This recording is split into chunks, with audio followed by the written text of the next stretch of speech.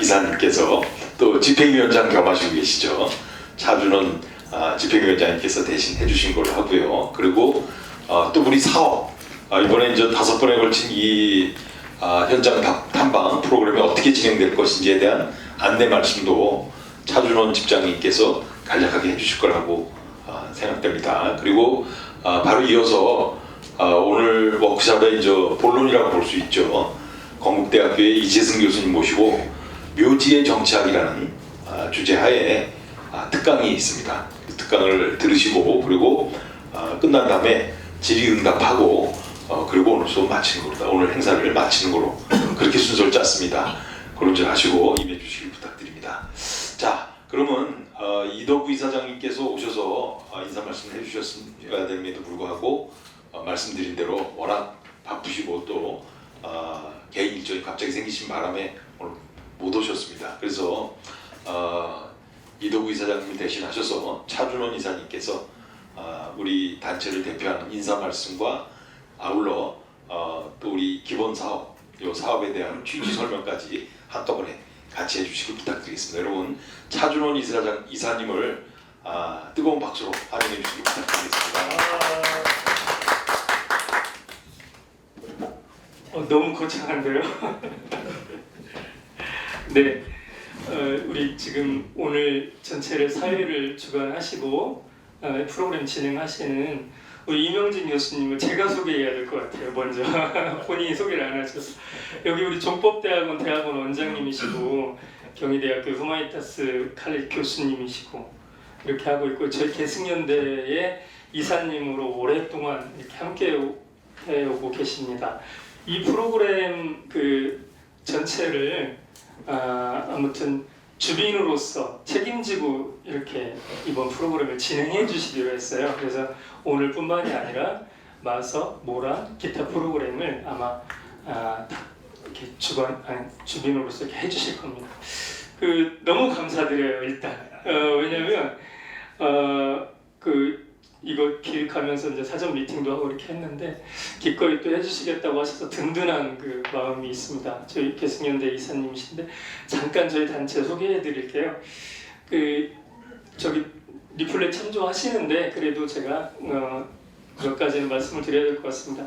저희 단체는 2000년도에 4월달에 이제 출범을 하긴 했는데 그 직전 연도에 1999년도에 무슨 일이 있었냐면 문민정부가 들어서고 난 다음에 그 국회의사당 앞에서 우리 열사 가족들, 어머니, 부모, 그 다음에 동지들 많이 모여서 422일 동안 농성을 했어요. 그래서 거기에서 이제 얻은 그 성과가 의문사 진상 규명에 관한 특별법, 그 다음에 민주화운동 관련자 명예회복 및 보상에 관한 법률, 이 두 가지를 사실 이제 정말 422일 풍참노수가 하신 거죠. 열사 가족들, 어머님들, 아버님들 해서 문민정부가 그때 김영삼 정부였습니다.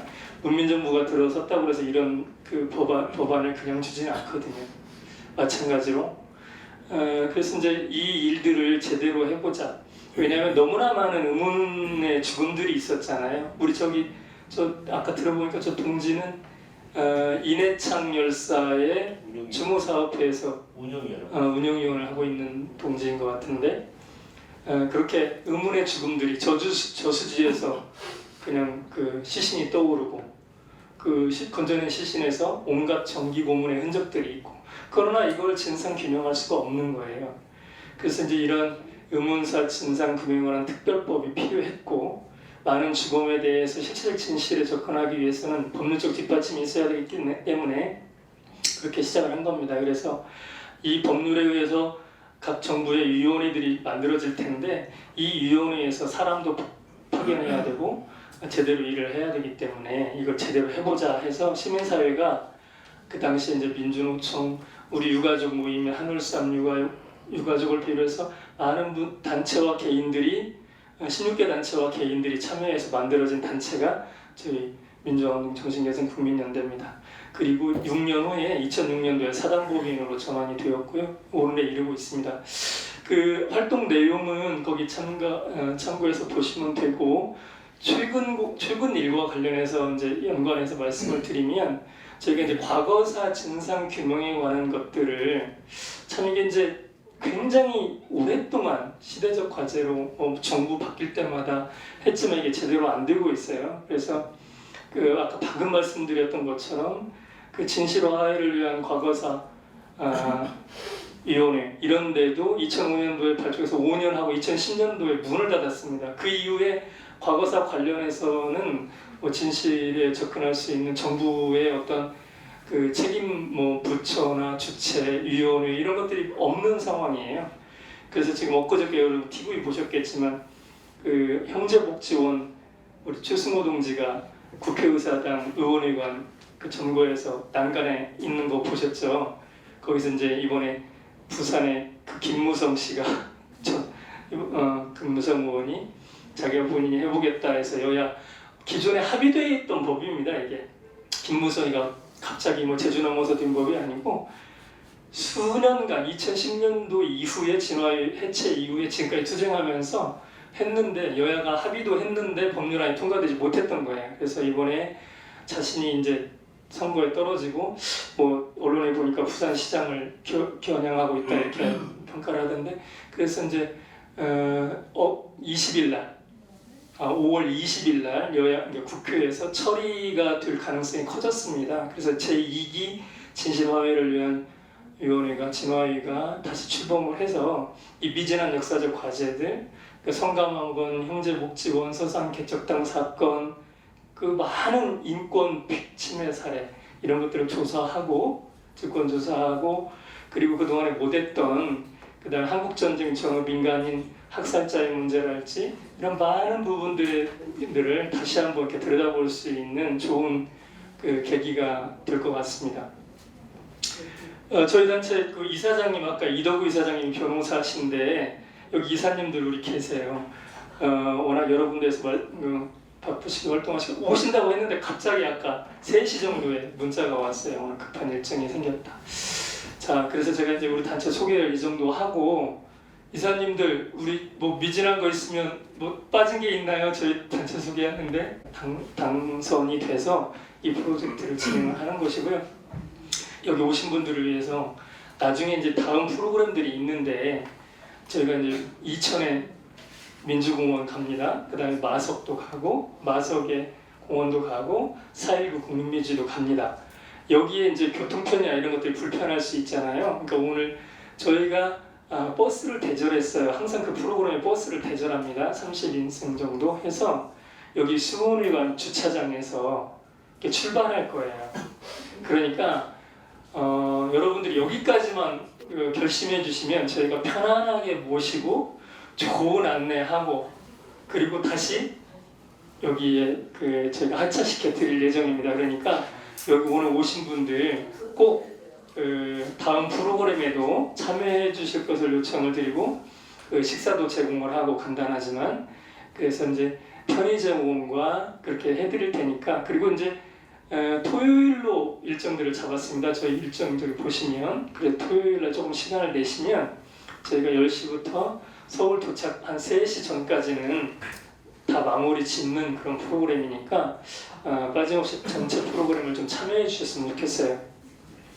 민주공원이니까 4.19는 제가 설명할 필요도 없을 것 같고요. 마석에 많은 열사들이 묻혀 계신 거 아시죠? 그게 이제 개인 땅이에요. 국민묘지도 아니고 어느 누구도 거기를 관여하거나 관리하거나 뭐 거기에 돈 투자하지 않습니다. 희생자의 열사의 가족과 추모사업회 및 그 동지들이 조성한 묘역이에요. 200여 기가 거기에 있습니다. 동지들이 묻혀 있어요. 이제 우리가 잘 알고 있는 전태일 열사 묘역으로부터 시작이 됐고 거기 우리 민주 열사 묘역이 공원이 굉장히 큰 공동묘지인데 한쪽에 그 열사 묘역들이 있어요. 민주 열사 묘역들. 이제 박종철 열사도 거기에 있습니다. 물론 임진강에 뿌렸는데 묘는 이제 허묘죠. 그리고 많은 동지들이 거기에 있습니다. 여러분들이 이렇게 가셔서 검색해 보면 다 인터넷에 나오는 그런 동지들이에요. 표지석도 있고 그 열사의 삶도 다 거기 가면 볼 수 있습니다. 거기 갈 거고요. 그 다음에 이제 아까 제가 말씀드렸지만 민주화운동 명예회복 보상에 관한 법률, 거기 민보상 그 법에 의해서 만들어진 게 정부위원회가 민보상위원회예요. 그 위원회에서 사망자들 가족들과 희생자들에게 신청을 받았어요. 그래서 거기에서 의학적 전문가, 사회학자, 의사, 해서 위원회에서 그 죽음에 대해서 평가를 하고 이것이 민주화 운동에 공헌한 바 있다 없다, 그 관련성이 있다 없다 판정을 해서 그분들이 따로 오셨습니다. 이천에 민주열사 묘역이 있어요. 민주열사 묘역에 136기가 들어갈 예정인데 지금 57기 정도가 들어가 있습니다. 그래서 이제 그거는 국가가 관리하는 거예요. 국가가 관리하는데 국가가 이제 법률이 없으니까 이천시의 위탁 관리를 지금 하고 있어요. 그래서 중요한 게 뭐냐면 이제 핵심입니다. 우리 단체가 지금 뭘 하려고 그러냐면 그분들을 법률에 의해서 추모하고 그 다음에 명예 회복시켜드리고 대보상을 하고 그 다음에 그분들이 좀 더 존경받을 수 있는 사회적 분위기를 만드는 이런 교육 사업이랄지 이런 것들을 해야 되잖아요. 이천에 가시면 단순히 묘역만 있는 게 아니고 거기에 박물관도 있고요, 추모관도 있고 시설이 아주 잘 되어 있습니다. 국비에 한 500억 정도가 들여져서 한 시설이니까 굉장히 잘 되어 있습니다. 가시면 한국 현대사를 이렇게 볼 수 있어요. 공부할 수 있어요. 그래서 이제 무거운 곳이지만 소풍 가듯이 갈 수는 없지만 마음 편안하게 오시면 거기 잔디밭에 앉아서 우리가 소풍할 수도 있습니다. 예, 그렇게 가볍게 같이 가셨으면 좋겠습니다. 그래서 저희가 이제 이열사 묘역을 수도권에 있는 3군데를 가게 되고 이천은 2번을 가게 됩니다. 그 이천 묘역은 특히 우리 단체인 계승연대가 약칭 우리 계승연대라고 합니다. 계승연대가 그 조성하는데 굉장한 역할을 했어요, 사실은. 네, 부지 선정부터 시작해서 예산, 하는 모든 과정에 우리 계승연대가 열심히 했습니다. 우리 계승연대 이사가 17분 정도 계시는데 오늘 이사님들 그래도 프로그램 시작하는 거니까 잠깐 일어나 주세요. 인사라도 이렇게 하고 시작하도록 하겠습니다. 예, 우리 단체는 우리 이사님, 그다음에 우리 80년대 롯데제과 파업투쟁의 위원장이셨던 우리 신미자 이사님, 그다음에 구로 동맹파업을 혹시 아시나요? 굉장히 유명한 구로 동맹파업의 대우어페럴 소속의 노동자이셨습니다. 우리 이사님. 그다음에 김선기 이사님, 서울일반노조, 공공혁명 일반노조. 거기 지금 직함이 민주일반연맹이고요. 예. 서울일반노조에서 교육선정국장 우리 이사님으로 이번에 오셨고, 그다음에 이다나 이사님, 아버님이 어떻든 시국 관련해서 전략당 사건이라고 거기에 또 희생당하신 따님이십니다. 혁명재단의 상임이사님이시고 이사님이십니다. 예, 그리고 우리 사무국장님 잠깐 일어나주세요. 이 프로그램 전체에 굉장히 노력을 많이 하셨고 앞으로도 하셔야 되고 살림살이를 다 총괄하고 계시고 살림살이 하면 사무국에 그 정도가 아니고 기획도 하시고 다 하시는 만능재주꾼이십니다. 유미야 우리 국장님입니다. 아무튼 우리 단체와 함께 하게 돼서 굉장히 고맙고요. 소중한 시간 내주셔서 너무 고맙습니다. 그리고 이제 이렇게 비 오는 날 오셨는데 사실 좀 우리는 불편하지만 저기 농사 짓는 분들한테는 반드시 필요한 비였던 것 같습니다. 고구마 순 심기 참 좋은 날씨예요.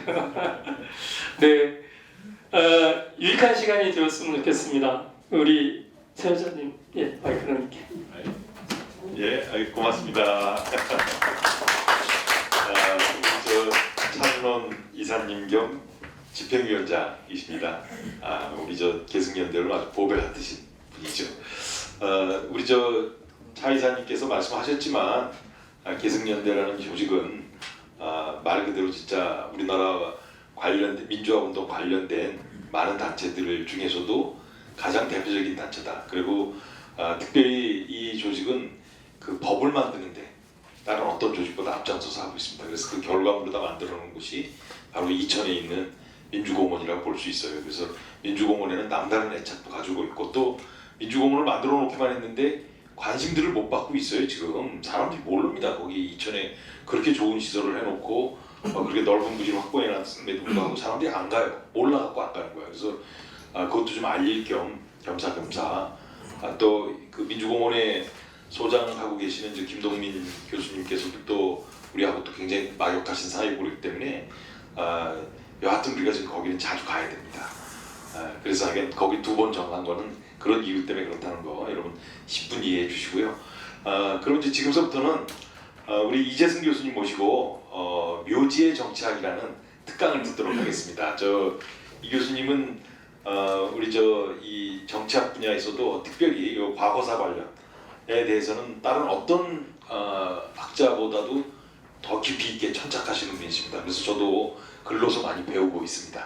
우리 이재승 교수님 모시고 묘지의 정치학에 대해서 직접 들어보도록 하겠습니다. 예, 잘 부탁드립니다.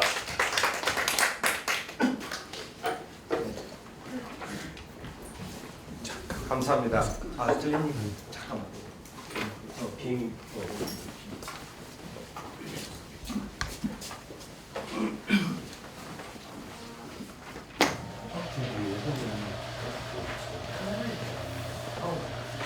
마이크. 네. 뒤에. 됐습니다.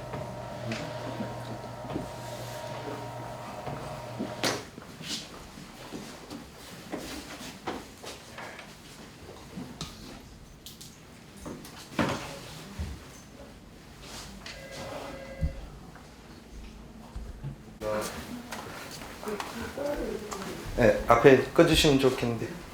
분리가 되나요? 이렇게 불러주셔서 감사합니다. 제가 한 2번 온 것 같습니다. 그리고 이천 민주공원도 제가 한 2차례 간 것 같고 또 인해창 그 기념 사업회하고 이제 8월달에 그 인해창 그래서 아마 돌아가신 거 맞춰가지고 한번 간 적도 있습니다. 그때 그 기분을 맨 마지막 이 글의 맨 마지막 그 문장에 담아봤습니다.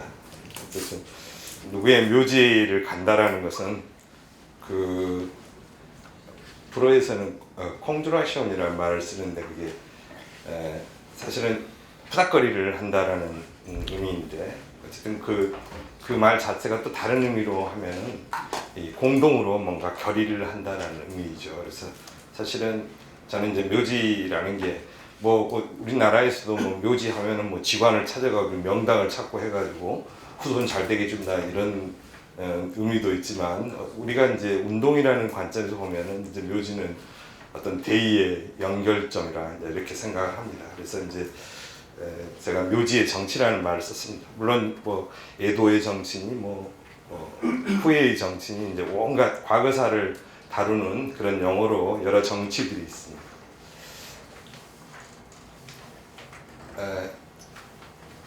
제가 날짜가 좀 옛날 날짜로 되어 있는데 그거 다 고친 겁니다. 오늘 기준으로인데 맨 앞에 날짜만 제가 못 고쳤네요.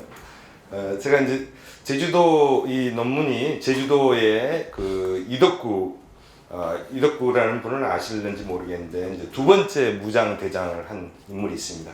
첫 번째 무장대장을 했던 인물이 이제 김달삼이라는 분이고 두 사람 다 여기 이야기에 나옵니다. 그래서 이 2 사람들은 어떻게 애도받을 수 있는가 이런 문제 또 우리가 어떻게 한국 현대사의 전체 그 그림 안에서 이분들을 어떻게 자리를 잡게 해줘야 되겠는가 이런 문제도 한번 다루고 그 다음에 이제 각국의 묘지 제가 최근에 좀 관심 가진 것은 이제 보통 이제 군대에서 자해 사망이라고 말하거든요. 근데 일상적으로 자살이라고 말하는데 자해 사망한 군인들을 어떻게 처우해야 되는가 이런 문제를 연구를 했는데 이제 독일과 같은 나라는 또 어떻게 하고 있는지 이제 그 연구하면서 독일의 또 묘지에 대해서 한번 보게 되었습니다. 그래서 한번 그것도 있고요. 그다음에 이제 피해자의 권리, 그다음에 인정투쟁, 그리고 이제 조금 더 현실적인 문제, 이제 국가유공자법을 한번 얘기를 해보려고 합니다. 제가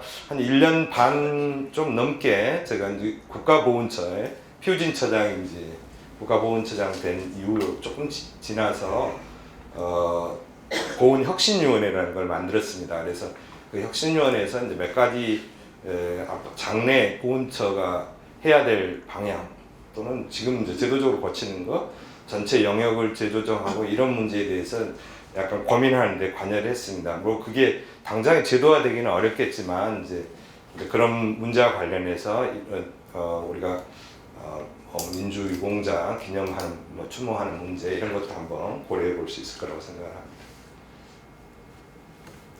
사실은 제가 좀 한가한 얘기지만 제가 올해 연구년이거든요. 그래가지고 사실은 이제 제주도 4.3 재단에 그 외부 연구원으로 정해놓고 제가 이제 그리스하고 아르헨티나를 갔다 오려고 마음을 먹었어요. 그래서 아르헨티나에 또 그 민간 학살 많이 자행됐죠. 그래서 이제 그 군사 재판도 진행 과정도 한번 보고 싶고, 그리고 이제 그리스는 그 과거 옛날부터 내려왔던 그런 이제 비극 문학 속에서 다루었던 그 많은 이야기들을 한번 실제 저는 아테네를 가보지 못해서 한번 견학 겸 가보려고 했습니다. 근데 제가 아쉬움을 이걸로 달래기로 했습니다. 그래서 여기 보시면 알겠지만 트로이 전쟁 그 잘생긴 배우 나와서 이제 했던 거 아시죠? 근데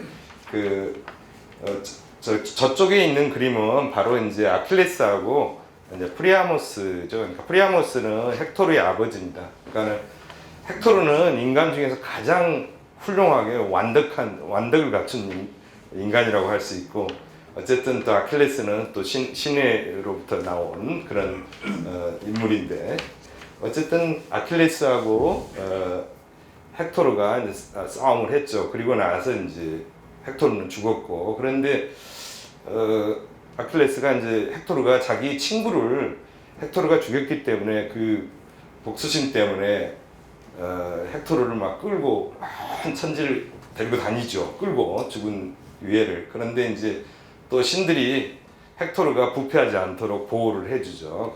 그러는데 어쨌든 프리아모스 왕, 그러니까 헥토르의 아버지가 와가지고 이제 이렇게 비는 모습입니다. 그래서 이제 아버지 이제 이렇게 말하죠. 아킬레스 너의 아버지를 한번 생각해 봐라고 이렇게 얘기하죠. 아킬레스도 자기가 이제 죽는다는 건 알고 있었거든요. 이 전투에 가서 이름을 떨침과 동시에. 그래서 어쨌든 보내주게 되죠. 그리고 저기 이제 헥토르가 지금 트로이로 돌아가고 있는 장면입니다. 사실은 이 12일 동안 이 장례식을 치른 12일 동안에 어쨌든 그리스의 연합군이 트로이를 더 이상 공격을 하지 않죠. 그래서 그 12일이 끝나고 난 다음에 전쟁을 시작해서 우리가 알고 있는 트로이 목마 이렇게 해서 이제 트로이가 파괴되죠. 그래서 어쨌든 이런 전쟁 안에서도 이런 약속들이 또는 최소한 어떤 인도적인 처우 이런 그런 것들이 이제 아주 옛날 사람들의 이야기 속에서 이렇게 만들어지고 있다라고 할 수 있겠습니다. 여기는 이제 이덕구하고 김달사입니다. 어쨌든 이쪽은 어딘지 알겠죠? 네. 어디 갔습니까?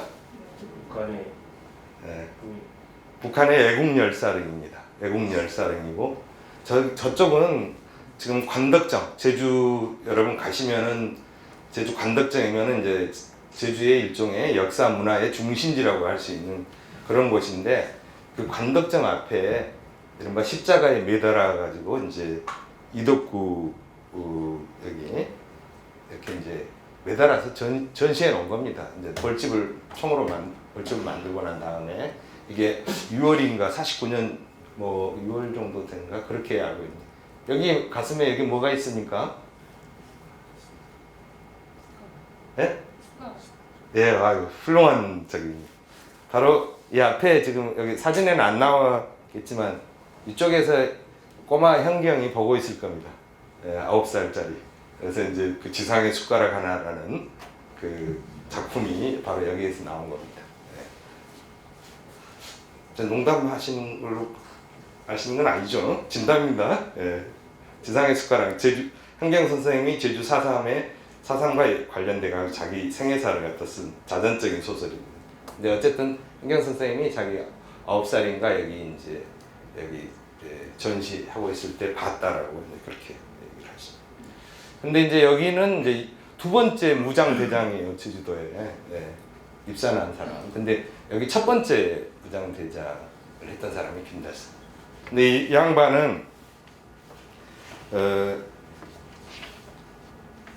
이분은 이제 그 48년 말에 여기 북으로, 그러니까 해주로 갑니다. 해주 인민대표자회에 참석해가지고 바로 안 돌아오죠. 그리고 그러다가 이분이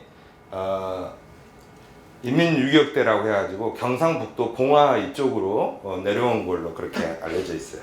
그러다가 이분이 이제 여러분이 위키피디아 우리말로 된 이제 유키 한글 치면은 김달삼이 1950년 3월 20일 날 사망한 걸로 되어 있어요. 근데 이제 북한에서는 9월 30일 날 사망했다고 되어 있죠. 그러니까 이게 차이가 나는데 우리 남쪽에서는 이 김달삼이 이른바 정선의 반론산에서 그 유격대가 괴멸당할 때 함께 죽었다라고 이렇게 주장을 하는 것 같아요. 근데 이제 어느 게 맞는지는 잘 모르겠어요. 근데 북한에서는 이제 9월 30일 날 사망했다. 이건 뭐예요? 한국 전쟁 때 남쪽에 내려와서 낙동강까지 왔다가 이제 인천 상륙작전이 성공하니까 어떻게 돼요? 이제 패주 내지 민군이 이제 퇴각하는데 이제 이 국면에 사망한 걸로. 그래서 이제 김달삼의 그 북한의 애국열사령에 한 600분이 넘게 매장돼 있다고 하고 그보다 더 높은 혁명열사령에는 한 180분 정도 매장돼 있다고 하는데 여기는 감여로 되어 있어요. 그러니까 어쨌든 한국전쟁 때 사망했는데 시신은 수습하지 못해서 북한에서도 그렇게 되어 있네요. 네. 자 여기 제가 이제 이렇게 갑자기 북한 얘기가 나와서 갑자기 나온 게 아니고 이제 우리 고민 끝이 여기죠. 예를 들어 우리가 통일한다고 한번 생각을 해봅시다, 선생님들. 통일하면은 우리가 현대사에서 근현대사에서 누구를 기릴 거예요? 누구를 기릴 거예요?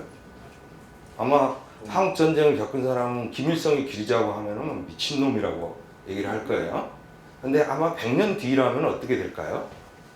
100년 뒤 이 경험을 갖고 이제 잊어버리는 사람 또는 시간적으로 거리를 두게 되는 사람 생각해 볼 필요가 있는 거죠. 그러니까는 어떤 시대에 어떤 대의를 가지고 역사적으로 중요한 일을 했고 특별한 생을 치렀느냐 이런 관점에서 사물을 바라보기 시작할 때가 온다 이거죠. 안 그러면 이제 이게 내 편이냐 네 편이냐 이것만 계속 가르게 되면은 완전 역사 한쪽은 정말 우리 뭐랄까요? 우리 건물 밑바닥 지하실로 다 내려가야 되는 거죠. 근데 이제 제가 한번 이렇게 그 애국열사랑에 있는 사람 이렇게 한번 해봤어요. 이런 사람들은 되게 이제 의사에 반해서 독립운동을 했는데 의사에 반해서 북으로 한국전쟁 때 간 양반들이 같아요. 대략 이렇게. 여기는 뭐 의사에 반해서 간 것 같지는 않고 그 전에도 사회주의자였고 이런 사람들인데 여기에 뭐 김규식, 조소왕, 엄함섭 이주. 근데 여기 흥미롭죠? 조봉암은 남쪽에서 죽었거든요. 진보당 사건으로. 그래서 이승만 때 그래서 59년에 아마 사망했죠. 근데 북한에서 이제 조봉암을 여기 넣어놨어요. 이건 이제 우리가 남북이 공통으로 이렇게 기릴 만한 인물. 분단된 상황에서도 그런 거 있다 하면 좋은 거죠, 사실은. 근데 이제 우리가 만약에 통일되고 난 다음에는 우리가 그 범위를 더 넓혀가지고 이해하지 않을 수가 없는 거죠. 아주 간단히 얘기해도 이런 거죠. 여러분 통일을 했습니다. 북한에서 공산당원이든 공무원이든 뭐 이렇게 어떤 공직에 쭉 일했다고 해봅시다. 그런 사람 통일되고 나는데 연금 줄 거예요? 안 줄 거예요? 예? 예. 아주 사물 논리예요. 어떤 나라가 통합됐다면 어떻게 할 거냐 문제. 이와 같은 거라고 좀 생각을 하거든요. 그래서 이건 이제 우리가 감정적으로 해결할 일이 아니라 좀 사물법칙적으로 접근해 보는 게 필요하겠다라는 생각이 들었습니다. 여기 이제 4.3에 대한 역사는 조금 간단히 뭐 거의 다 아실 것 같지만 어쨌든 좀 아주 간략하게 해봤습니다. 그래서 47년 3.1절 기념 행사에 경찰이 시위하는 사람들을 발포해갖고 6명이 사망하고 어쨌든 이 행사에는 3만 명이 참여를 했습니다. 근데 이제 이런 이 경찰이 발포하게 되는 과정도 그리고 3만 명이 모이게 된 이유는 뻔하죠. 그러니까 해방이 되었는데 해방된 것 같지가 않다. 봄이라고 하는데 봄이 온 것 같지도 않다. 마치 지금 같은 기분이 됐죠. 그래서 이제 그 미 군정 친일 경찰의 압제 이런 거에 대해서 사람들이 항의를 했는데 그 친일 경찰들이 그걸 감당하지 않고 그냥 총으로 이렇게 쏴서 사람을 죽게 된 겁니다. 그래서 47년 3월 10일 총파업이 있었고 여기 4만 명이 참가했죠. 여기에 이제 공무원들도 많이 참가합니다. 경찰들도 참가하고요. 그래서 이제 또 이제 이 당시에 이제 서북 청년단 경찰이 아주 대규모로 검거 작전을 그렇게 펴죠. 그리고 몇천 명을 검거를 합니다. 그리고 이제 고문치사 사건이 3건이 또 발생해요. 이렇게 잡혀 들어간 양반 중에서. 그러다가 이 과정이 계속되는 거예요. 그 다음에 이제 다음 해로 넘어가서 4월 3일 날 이른바 남로당 지지도 청년 당원들이 중심돼 가지고 자기들이 봉기를 결의합니다. 봉기에 처음 참여한 사람은 350명이고 몇 군데 이제 지서를 습격해 가지고 이제 경찰들을 죽이고 그러면서 이제 사람들이 산으로 들어가고 또 이제 검거하는 과정에서 많은 사람들이 산으로 또 들어가게 된 거예요. 이래서 뭐 현재 보통 54년까지 4.3 사건이 벌어진 걸로 이제 얘기를 하는데 대체로 이제 48년, 49년 이때 이제 대규모 학살이 자행됐습니다. 그래서 보통 지금 뭐 추정이 뭐 3만에서 5만 이렇게 추정하기도 합니다. 뭐 지금 제주 4.3 사건에서는 희생자라고 이렇게 제주 4.3 위원회에 신청을 해가지고 인정받은 사망자가 대략 1만 5천 명 정도 됩니다. 그러니까 빠진 숫자가 꽤 될 거라고 생각을 하는데 어쨌든 3만 정도는 그렇게 많은 사람들이 추정을 하고 있어요. 이건 이제 제주도 학살 지도입니다. 빨갈수록 이제 학살당한 숫자가 많다라는 의미입니다. 제가 이제 쓴 글을 갖다가 뭐 부연할 필요는 없는 것 같고 여러분이 가셔서 그냥 읽어봐도 좋을 것 같고 제가 이제 했던 얘기는 이제 유교라는 것이 우리 이 인정 구조에 어떤 영향을 미치느냐 이걸 한번 다뤄보고 싶었어요.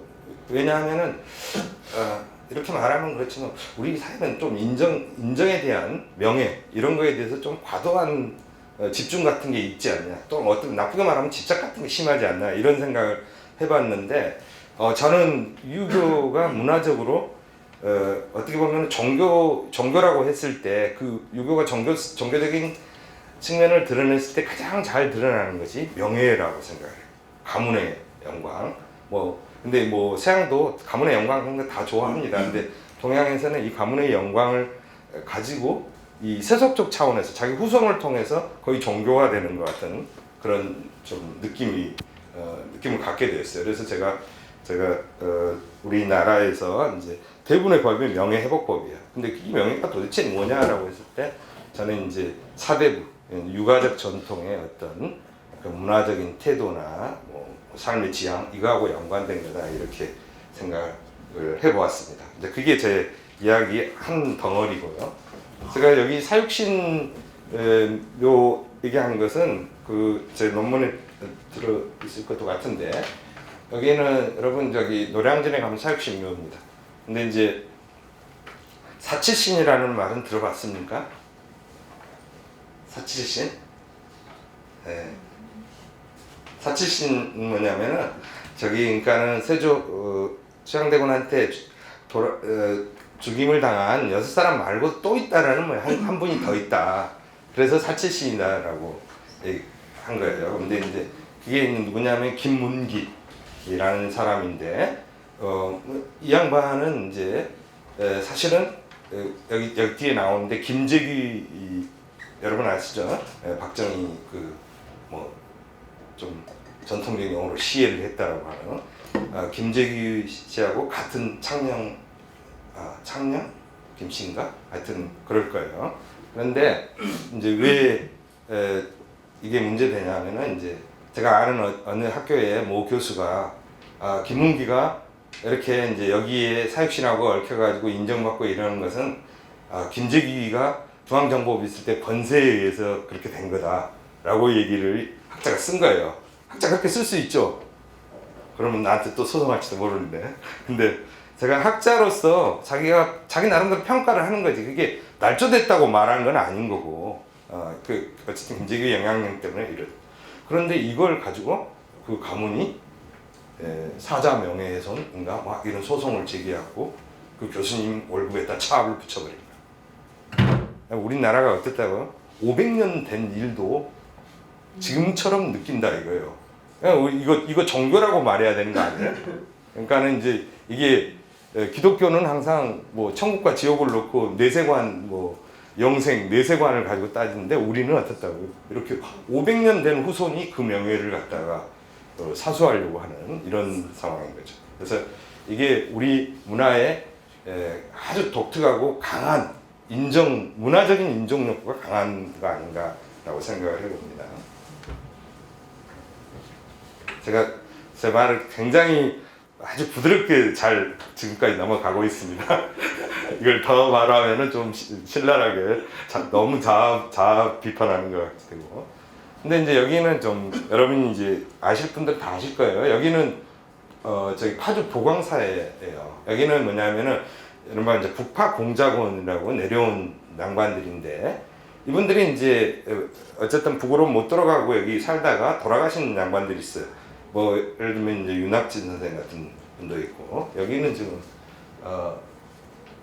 최남규 선생 지묘라고 돼 있네요. 그러니까는 이분들이 파주 보광사에 묻혔는데 이게 통일 예국열사 묘역인가 뭐 이런 용어를 쓰면서 이분들을 거기다 안장을 했어요. 그런데 우리나라 그 검은 옷을 입고 나타나는 부대 있죠. 그 사람들이 가가지고 이 묘를 이렇게 도끼 뭐 이런 걸 다 깨버린 거예요. 이렇게 이게 통일 애국열사라는 말이 그 사람들이 자기 아이덴티티를 표현하기 위해서 자기가 쓴 말인데 그걸 용납을 못 하겠다는 거. 이거 국가가 지정한 것도 아닌데 이런 상황입니다. 이것도 이 명예에 대한 또 뭐랄까 죽은 자에 대해서 우리가 되게 문화적으로 관대한 것처럼 보이지만 별로 그렇지도 않은 것 같아요. 제가 볼 때는. 그리고 여기는 이제 여기 아까 김재규 또 나왔습니다. 예. 가문의 영광입니다. 하여튼 2번 나왔으니까요. 근데 여기는 여기 광주에 가면 있습니다. 이게 오포 어디 쪽에 있는 걸로 알고 있는데 여기 이제 의사 김재규 장군 뭐 추모 뭐라고 되어 있네요. 근데 여기에 의사라고 말을 썼다고 여기 의사하고 장군이라는 이 글자를 누가 와서 이제 뭔가 망치 같은 걸로 깨버리는 장면입니다. 그래서 근데 이제 이런 거 굉장히 많아요.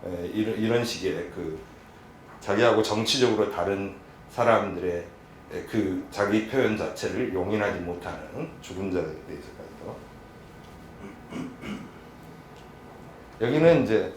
여기는 아시겠죠? 이덕구 가문의 묘입니다. 여기는 이덕구 할머니 그 묘라고 하는데 사람들이 이제 이덕구 집안 자체를 그냥 뭉개버리고 싶어서 아마 그 가문의 묘까지 이렇게 깨뜨리는 것입니다.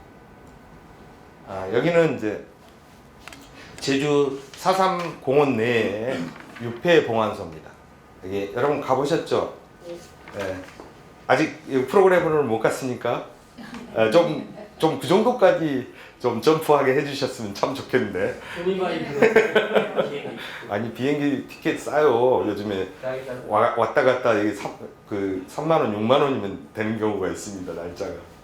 근데 여기 이런 데 이제 가끔 가다 이렇게 이 빠진 것처럼 되어 있는 데가 있죠. 그 중에는 이제 이른바 남로당 좌익이다 해가지고 이 배가 철거된 경우입니다.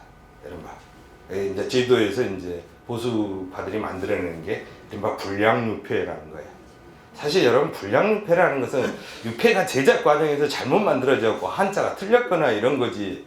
그 사상이 달라가지고 유폐가 불량유폐가 된다라는 건 있을 수가 없는 거죠. 근데 제주도에서 이제 이렇게 불량유폐라는 그런 논쟁이 계속됐어요. 여기는 이제 오키나와 평화공원이죠. 그러니까는 여기 제가 왜 이걸 이제 하냐면은 오키나와 평화공원은 이제 2차 대전 그 막바지에 이제 미군이 이 오키나와로 쳐들어왔는데 뭐 일본군이 방어하려다가 이제 둘이 이제 양 세력이 교전을 했겠죠. 그래서 많은 사람이 죽었어요. 여기 이제 식민지 조선에서 간 사람도 죽었고 대만에서 온 사람 죽었고. 그런데 여기는 이 오키나와에서 죽은 모든 사람들을 이 전장에서 죽은 모든 사람 이름을 다 추모하는 걸로 이렇게 되어 있어요. 그래서 이제 약간은 우리가 이제 죽은 사람을 예도한다고 했을 때 그 예도라는 것은 항상 보편적이지 않으면 안 되는 거죠. 그 제가 써놓은 그 구절이 있는데 그 누굽니까? 정신분석자 프로이트가 그 원시 부족들도 전쟁을 하고 나면은 죽은 적을 위해서 크게 소리내서 친구가 죽은 것처럼 운다라는 거예요. 예, 우리는 그걸 그냥 이제 아주 근데 세련된 용어로 보면 아 보편적인 애도 감정이 발현된 모습이구나 이렇게 생각을 하겠죠. 근데 이제 정신분석학자는 다르게 얘기를 합니다. 원시 부족의 사람들은 우리가 그 영혼을 달래주지 않으면 그 혼이 나한테 들러붙어 가지고 해를 끼친다라고 생각을 하는 거죠. 그러니까 진혼을 하는 거죠. 적에 대해서도 진혼을 해주는 거. 이게 사실은 뭐 중세 뭡니까 우리가 뭐라고 합니까 기사도랄지 기사도라는 말을 아시죠? 그 전투했을 때 그런 모습들. 이 기사도의 논리도 다 이제 그런 이야기하고 연관지어 설명을 하죠. 사실 기사도의 논리가 전쟁법의 또 논리로 발전했고 그래서 전쟁에서 적을 죽이다 하더라도 우리가 적에 대해서 최소한의 예우를 해야 한다 할지 적의 유해를 그냥 함부로 태워버리고 그러지 않고 적의 유해를 관리해서 인도해 준다 할지 이런 게 다 이제 국제 적십자 또 전쟁법에서 요구되는 현대 규범이 되었죠. 여기는 이제 아까 오키나와 강명비를 어쨌든 모방했다고 할 수도 있고요. 근데 그런 방식으로 얘기했습니다. 근데 아까 얘기한 것처럼 제주 4.3은 그렇게 모든 사람 죽은 모든 사람을 기록해 놓은 게 아니다 이겁니다. 이미 좌익은 걸러내버렸고 또 여기 이렇게 빨갛게 되어 있는 것은 제가 다시 정확히 확인을 해봐야 되는데 이분은 왜 이렇게 표시가 되어 있는지 잘 모르겠어요. 뭐 좌익이라고 해서 이렇게 해놓은 건지 아니면은 뭐 이중으로 된 건지 그래서 한번 나중에 한번 확인을 해봐야 되겠는데요. 여기는 이제 제주도에 있는 또 요지 하나인데 백조일손 진로입니다. 여기는 이제 보도연맹 학살이 된 겁니다. 50년대 그 51년 정도인가요? 이때 한국전쟁이 일어나고 나서 그 4.3 관련해 가지고 석방된 사람이거나 제주도에 이제 옛날에 정치적인 경력이 이제 별로 정부 당국에서는 유험시하는 그런 사람인 경우에 이제 그 제주 뭡니까 서부 지역의 세계 면에서 이제 예비 검색을 한 거예요. 그래가지고 100몇 명을 학살을 했는데 그 사다로룸이라고 거기 지역에 있는 학살하고 벙커에다가 일본군이 만든 벙커에다 버렸어요 유해를. 근데 이제 그게 거의 6년 정도를 접근을 못하게 했어요 그 유해. 그러니까 시신이 이렇게 쌓여 있었겠죠 당연히 쌓여 있는데 6년 동안 접근 못하니까 그게 어떻게 되어 있겠습니까?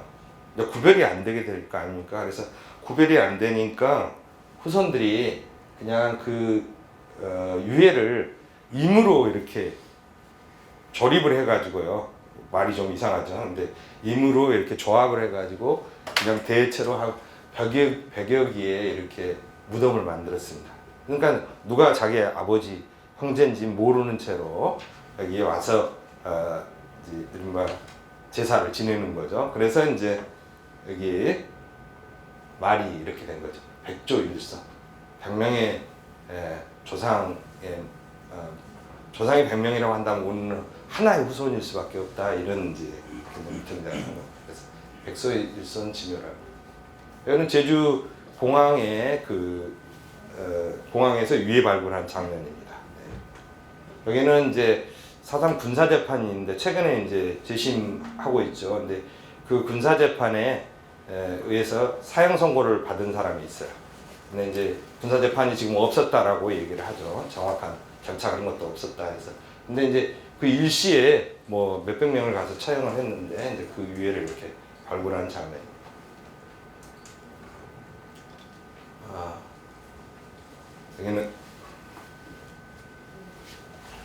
여기는 이제 로버트 리와 알링턴 파크인데 제가 여러분 가지고 계신 글에 보면은 맨 마지막에 이거 있을 겁니다. 이거는 이제 알링턴 파크의 이제 일종의 회관 같은 추모관 기념관 같은 건데 여기는 로버트 리예요. 로버트 리는 누굽니까? 남군 사령관입니다. 굉장히 훌륭한 군인으로 그렇게 얘기됐어요. 그리고 뭐 로버트 리가 남긴 것 중에서 이제 여기는 남군이기 때문에 자기 친구도 북군에 많이 있었겠죠. 근데 이제 분리주의자들이 남부 연합이 생기니까 자기가 이제 남부로 가죠. 예.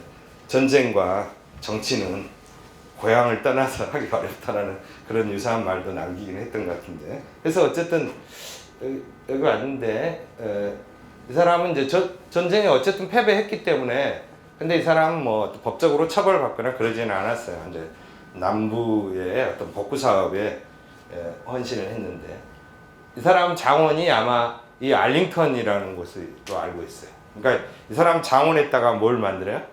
북군이 국립묘지를 만들어 버린 거죠. 그렇죠. 그리고 이제 여기 이제 이게 로버트 리를 기념하는 거. 여기는 이제 알링턴 파크는 무명 용사를 이제 기리는 그런 탑비가 있는. 여기는 이제 제주 사당 평화공원에 있는 백비. 이름을 아직 갖고 있지 못하죠. 그 조봉암 선생도 사실은 비석에 비문을 새기지 못했다고 합니다. 한동안.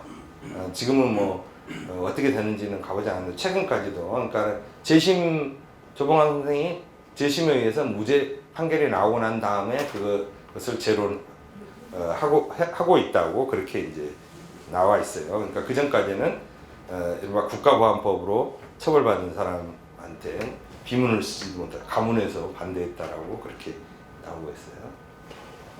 여기는 이제 하규리 영묘원인데 잘 보입니까 여기에 이제 저는 잘 안 보이는데 여기가 영현비라고 되어 있어요. 영현비. 여기는 충의비라고 되어 있고 여기는 유령비라고 되어 있습니다.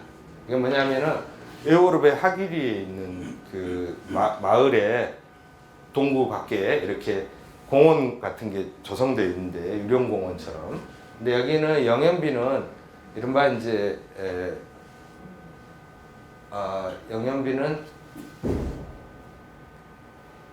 영현비가 아마 그 그러니까는 군경을 말하는 것 같아요. 그리고 충의비는 독립운동한 사람들을 기리는 독립운동하다 죽은. 그러니까 이 마을에 유독히 정치적인 이유로 죽은 양반들이 많았는데, 이제 그러니까 군경 또 독립운동을 했던 사람. 여기는 이제 유령비는 4.3 희생자.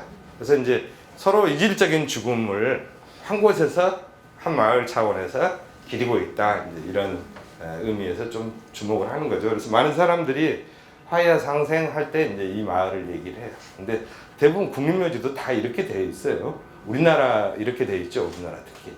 우리 현대사의 굴절이 이렇게 복잡한 거죠. 근데 뭐 다른 나라에 이렇게 복잡하지는 않죠.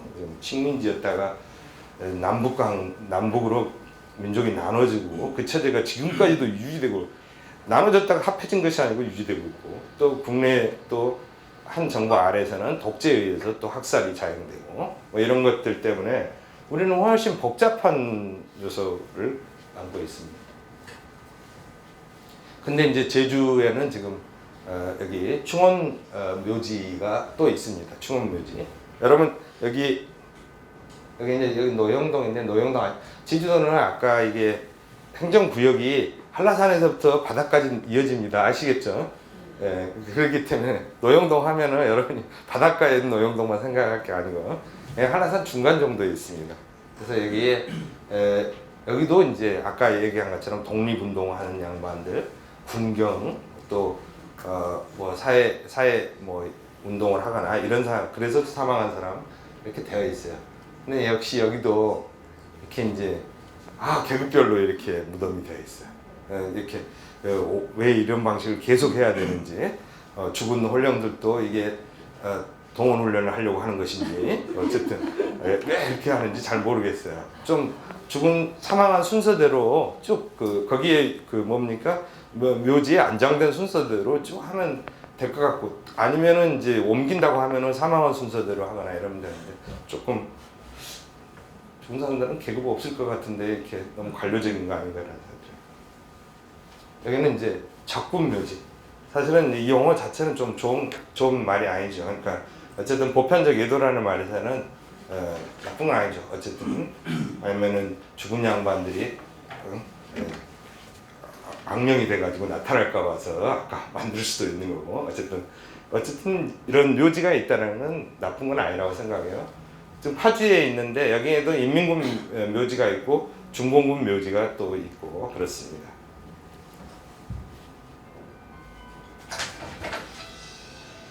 여기는 이제 독일군 묘지입니다. 독일군 묘지. 여기 하이델베르크에 있는, 가보지 않고요. 제가 사진을 그냥 따왔습니다. 하이델베르크에. 어쨌든 2차 전쟁 끝나고 만들고 조성된 것처럼 보이고요. 여기는 또 그러니까 여기 이제 프랑스나 룩셈부르크가 보기에는 적군 묘지겠죠. 그렇죠? 독일 군인, 죽은 군인들이에요. 이제 그 군인들을 다 독일로 데려가지 않고 못하고, 여기는 이제 프랑스 소레스라는 지역에 있는 그 독일군의 묘지입니다. 여기는 이제 룩셈부르크에 있는 묘지고요. 근데 이런 게 독일군은 이제 전선이 넓었기 때문에 북아프리카까지 있어요. 뭐 롬멜 뭐 여러분 아시겠죠. 그래서 유럽 전역에, 그래서 독일군 이른바 묘지 관리 협회 같은 게 이른바 공공재단 비슷한 게 있는데, 그게 관리하는 묘지가 80개가 넘는답니다. 네, 그렇게 되어 있어요. 유럽 전역, 독일 안에도 있고, 아까는 독일 안에도 있고. 여기는 이제 2차 대전이 끝나고 난 다음에 독일은 군대가 없어졌습니다. 군대를 갖고 있지 않았어요. 그래서 서독, 그러니까는 우리가 독일 연방공화국, 뭐 지금도 이제 명칭은 그렇지만 과거에 서독은 이제 군대 없이 출발을 했는데 50년대 중반이 되면서 이른바 군대를 만듭니다. 그래서 모집을 했고, 그 다음에는 징병제를 했고, 이 과정에 이제 나토로 들어가기 위해서 이제 그렇게 된 거죠. 그런데 이제 독일도 이제 군인이 죽지 않습니까? 군인이 죽으면 어떻게 해야 됩니까? 어디다 안장을 해야 됩니까? 네? 묘지. 네, 이제 그게 상식인 거죠. 근데 독일은 묘지를 만들지 않았어요. 이때 이후로는.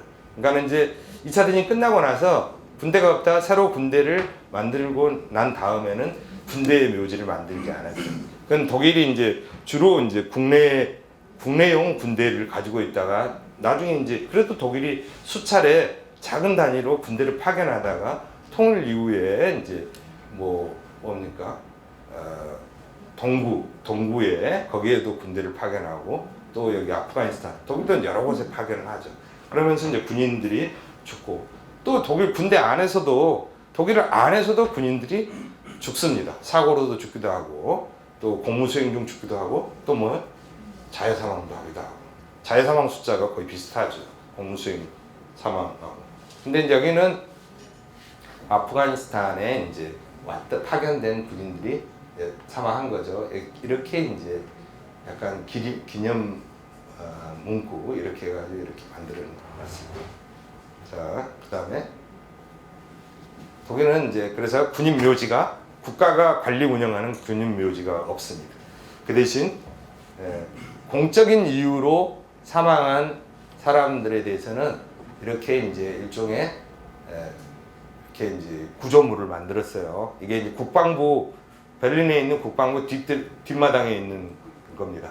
근데 이제 이 안에 안에 들여다보면은 여기에 이제 이렇게 그 사망한 사람들의 명부가 있고 여러 이제 그 기념할 수 있는 그런 공간이나 설치물들이 있습니다.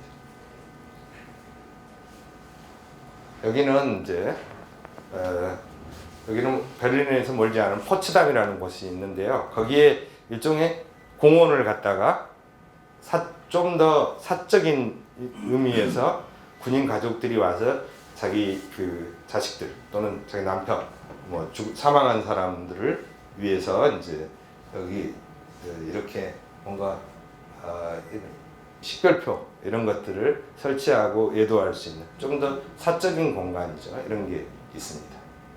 이게 이제 위에서 찍은 건데요. 네.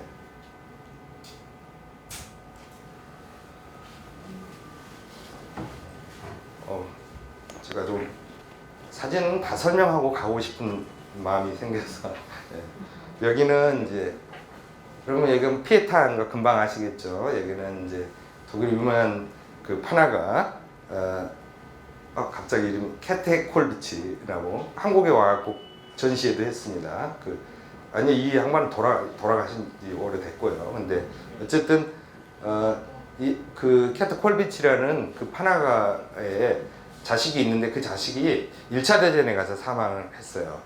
근데 이제 자기가 이제 자기 자식하고 관련된 뭔가를 형상화를 시키고 싶었는데 이제 군인도 죽으니까 자기 아들을 그냥 엄청난 애국자고 뭐 위대한 인물이고 뭐 세계사를 뭐 흔든 사람처럼 그렇게 그리고 싶었겠죠.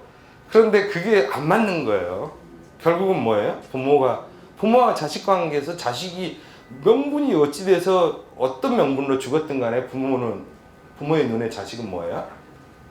자식의 죽음 뭐예요? 불효자이기도 하고. 근데 어쨌든 눈물의 원천 아니에요. 그러니까는 이제 이게 그냥 순수한 슬픔, 그러니까 예도의 감정 이해는 가질 수가 없겠다라고 해서 마치 우리 피에타 여러분 생각하시면 알겠죠. 그래서 그냥 죽은 아들을 이렇게 끌어안고 있는 모습이 됐어요. 근데 여기에 이제 이게 노이에바케라는 이제 베를린에 있는 그 군사 옛날에는 이제 여기가 유병소 같은 곳이었다고요. 군사 기지의 시설의 유병소였는데 그 유병소가 이제 여기가 동독에 속해 있었는데 이게 역사가 굉장히 길어요. 근데 그거 각각 이 안에 무엇이 설치되었는가가 사실은 그 시대 상황 이데올로기 때문에 계속 바뀌거든요. 근데 지금 맨 마지막에 된 게 이제 이렇게 돼 있어요. 약간 보편적인 예도를 말하는 보편적인 슬픔. 그런데 제가 이제 여기 들어가는 입구에 여기 문장이 있는데요. 그 문장이 뭐라고 됐냐면은 나치 지배하고 동독 지배를 거의 동일시하는 문구가 들어가요. 여러분 상식적인 아무리 그래도 그 불법이나 질이나 양이 나치가 저지른 거하고 동독이 저지른 건 같다고 보기가 어렵죠. 인권 침해라면서는 똑같다 이렇게 말할 수 있겠지만, 근데 이게 이제 결국 승리자의 역사의 문구가 여기 또 찍혀져 있습니다. 여기는 이제 우리 표창 독립공원이죠. 여기는 이제 김구 선생하고 여기는 324 이렇게. 여기는 야스쿠니 신사참배 모습. 여기는 이제 가시겠다고 하니까 여기는 이제 마석에 여기는 4.19고 여기는 5.18 여기는 영천 호국원입니다.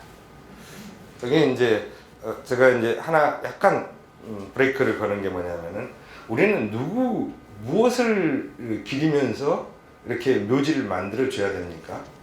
누구를, 무엇을. 그래서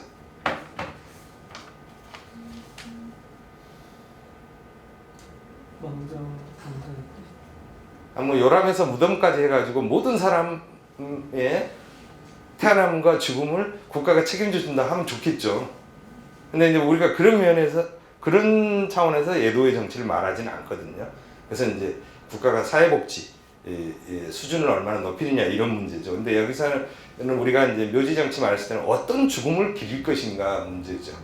근데 근데 이제 죽음이 아닌 것도 기리는 경우가 생겨나는 거야. 그죠? 여러분 민주주의 열사 5.18 묘지 가면은 항상 그 5.18 때 사망한 양반 또는 5.18 후유증으로 돌아가신 양반 이런 사람만 묻힙니까? 우리의 현충원이나 이런데 다 공적인 이유로 사망한 양반이 묻힙니까?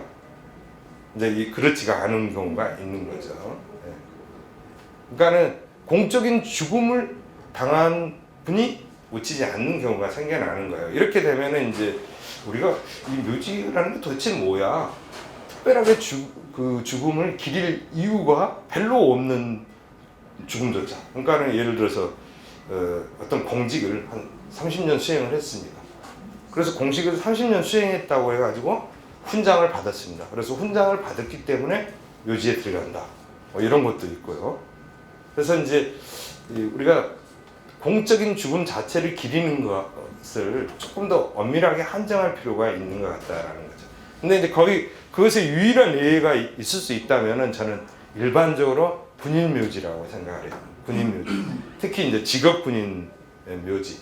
그런데 이제 직업 군인 묘지하고 이른바 이제 현충원 또는 뭐 유공자의 묘 이런 것들이 다 한 줄로 설명되는 것은 제가 볼 때는 약간 혼란스러운 느낌이 든다 이겁니다. 그래서 저는 국립묘지 제도 자체를 약간 개선해야 되는 거 아닌가라는 생각을 해봐요. 여기 영천호원도 전사자부터 시작해가지고 몇 년 이상 직업군인 한 사람까지 들어갈 수 있어요. 그러면 전사자하고 다르죠. 그러니까 우리가 그 어떤 죽음을 기릴 때 군인을 죽음을 예도하는 것부터 시작했는데 되게 무명용사를 예도하는 것으로부터 되게 생겨나거든요. 또는 전사자. 근데 이제 이게 점점 확장되고 있다. 여기는 이제 가시겠다는 이제 이천 민주 운동 기념공원. 우리는 이제 국가를 위해서 공을 쌓은 사람, 군인들, 또 민주화 운동을 한 사람 이렇게 얘기했고, 아까는 이제 반역 도당 노 얘기 나왔습니다. 그리고 이제 여기는 또 다른 또 이질적인 죽음입니다. 이게 뭡니까? 성수대교 희생자 이런 거. 성수대교 언제 사고 나신지 아십니까? 94년 94년에 났어요. 제가 94년 여름에 이제 독일에 갔었거든요. 근데 독일말도 잘 못하는데 뭐 어디 독일 아니고 외국에서 다른 나라에서 온 어학원 다니는 사람이 성수대교 가지고 장난을 치는 거예요. 다리가 푹 무너졌다고. 그러니까는 나한테 이제 기분 나빠라고 그렇게 얘기를 하는 거죠. 근데 뭐 기분 나쁘기도 하고 뭔가 약간 부끄러운 느낌도 들고 이제 그러더라고요. 근데 이제 그거에 대해서 집단적인 어떤 그 책임감 같은 게 생겨나는 거라고 보여지는데 어디 가면은 그런 게 어떤 개인적인 문제처럼 전혀 보여지지 않아요. 근데 그게 사고가 있고 나서 이렇게 97년 이렇게 이 비전비를 만들었습니다. 근데 이거 어디 있는지 아십니까? 양재신. 그리고 여기 또 거기도 있습니다. 성수대교 바로 옆에. 성수대교 바로 옆에 있는 거기에 추모하려면은 목숨을 걸어야 된다라고 얘기하는 그런데 어쨌든 이게 이제 뭐냐면은 국가가 어떤 죽음을 기릴 거냐 문제예요. 아까 저는 국가를 위해서 굉장히 헌신하다가 어떤 죽음을 맞이하는 사람도 있을 수 있고 또는 국가 폭력에 의해서 아까 제주 4.3 희생자 이런 타입도 있고 또 이건 뭐예요? 뭔가 이 사회가 구조적으로 뭔가 허점을 드러내 가지고 엄청난 희생을 당하게 되네. 이거 우리 보통 사회적 참사라고 부르는데 이런 희생도 우리가 기릴 만한 가치가 있는 거죠. 또 예도할 만한 필요도 있고 그래서 이런 예를 한번 들어봤습니다. 최근에 이제 세월호 관련해서 이제 마지막까지 그 희생했던 그 교사를 유공자로 인정한 문제. 여기는 이제 그 제주 사상과 관련해서 이제 두 분의 대통령이 가서 한쪽은 이제 사과를 하는 거고 또 한쪽도 이제 뭔가 여기 문재인 대통령 아마 2018년에 일인 것 같은데 어쨌든 사상 해결을 약속했는데 어쨌든 20대 국회에서 통과될 전망은 없어 보입니다. 예. 최근에 이제 뭐 정대협 관련해 가지고 또 많이 얘기가 나오고 있어요. 저도 정대협하고 무관한 건 아니고 또 2015년 한일 합의 이 과정에 2015년 이때는 조금 관련도 갖고 있었는데 사실은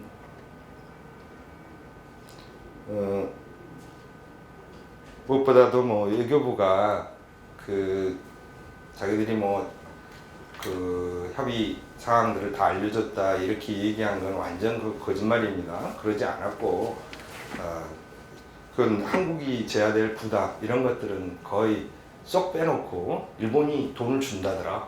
뭐 일본의 책임을 잠깐 언급하긴 한다더라. 이 정도 이제 알려준 이야기였죠. 그런데 사실은 그런 식으로 하면은 사실은 뭐 어떻게 보면은 이제 김대중 대통령 때도 이미 아시아 평화 기금이 그런 시기에 접근을 했어요. 근데 그것도 당시에 거부를 했죠. 그러니까는 거의 동일한 논리로 2015년 12월 28일 그 한일 간의 합의 자체는 그 아시아 평화 기금의 연장으로 보이는 거예요. 그래서 대부분의 사람들이 그 위안부 운동에 관련된 사람들이 그건 올바른 책임을 이행하는 방식이 아니다. 더군다나 앞으로 그 위안부 피해 문제를 가지고 국제사회에서 말하지 말아라고 하면은 그게 말이 됩니까? 저는 그런 합의를 이렇게 봐요. 이런 합의에 한다고 해요. 무마하는 합의. 예, 그건 우리가 어떻게 보면은 이제 좀 더 비판할 수 있는 그런 합의라고 생각합니다.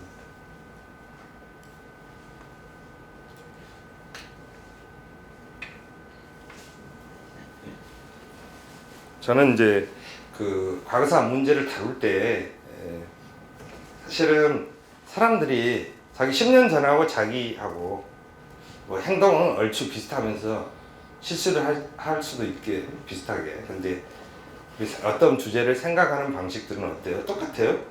10년 전하고? 10년 전하고 너무 다른 산 위에 올라와 있는 것 같죠? 사실 그 기준에서 우리가 과거를 논하고 책임을 말하거든요. 그러니까 얼마나 예리해져 있는 거예요. 근데 만약 그런 식으로 여러분이 뭐 아주 청청한 그 기력과 지성을 유지하면서 100년을 더 산다고 생각을 하면 여러분 100년 후에 여러분 자기 인생 이 100년 전을 돌아보면 어떨 것 같아요? 자기 인생이 감당할 수가 없을 거라고 생각을 합니다. 결국에는 우리는 계속 어떤 발전을 통해서 우리가 달라져 가는 것 같다는 생각이 들어요. 그래서 저는 그걸 이제 이걸 사실 가르타니 고진이 그 자기 책에서 뽑은 문장인데 저도 이 문장을 아주 좋아해서요. 그래서 우리가 점점 더 높은 단계에서 과거를 되돌아보면서 얘기를 하게 돼 있다는 거죠. 그렇기 때문에 책임을 논하는 것이 굉장히 신랄하고 위험스럽기도 하는 겁니다. 그래서 그렇다고 논하지 말자는 것이 아니고 그래서 좀 조심스러운 부분이기도 하다고 생각을 해요. 저는 그 아래다가 깨알같이 적어놨는데 그럼 용서는 어떻게 가능할까요? 책임 추궁 논리는 저런데 용서 아주 신앙심이 엄청 좋아가지고 신앙심이 그냥 뜨거운 용광로 같아요. 모든 걸 다 녹여버리는 그런 사람이 있을 수 있겠지만 대체로 용서가 가능하려면은 그렇게 얘기를 하는 것 같아요. 니체는 돈을 여러분 여러분이 지금 돈이 한 수백억 된다고 해보세요. 근데 이제 이렇게 가다가 한 1, 2억 떼었다고 해봐요. 물론 이 중에는 뭐 길 잃은 한 마리 양이 더 충유해가지고 그 돈 때문에 잠을 못 잘지 모르지만 만약에 자기 가진 돈이 수백억 수천억이다 하면 내가 몇십억 떼었다고 해서 별 상관이 없는 거죠. 그러니까 결국에는 우리가 이제 용서라는 것은 피해자가 부자가 되었을 때예요. 그러니까 여기 부자가 제가 돈으로 표현해서 얘기했지만 결국엔 다양한 형태의 역량이라고 생각해요. 저는 또 한일 관계도 한국이 더 잘 살아버리면은 그냥 잊어버리게 되지 않을까라는 생각도 들어요. 점점 이게 이 이야기 구조상으로 제가 좀 엉뚱한 얘기를 했는데, 근데 어쨌든 용서가 어떤 논리라기보다는 역량일 것 같다라는 생각을 좀 해봤습니다. 그래서 좀 재미없을 것 같은 얘기는 쭉 넘겨버리겠습니다.